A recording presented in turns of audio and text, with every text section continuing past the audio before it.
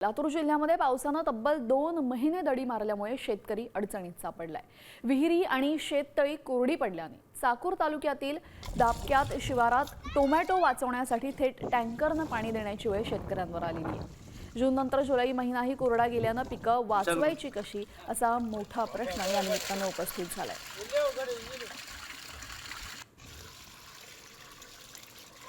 या परिस्थितीचा आढावा घेतलेला आहे आमचे प्रतिनिधी संदीप भोसले यांनी। पाहूयात। जिल्ह्यात मागच्या 2 महिन्यापासून पावसाने पूर्णपणे दडी मारल्या शेतकऱ्यांना आता पावसाची प्रतीक्षा लागली आहे। काही अंशी पेरण्या खोळंबल्यात तर काही ठिकाणची पिकं आता कोरपू लागलेत। दापक्याळ मधल्या शिवारात आहोत आपण। चाकूर तालुक्यातले दापक्याळ गाव आहे।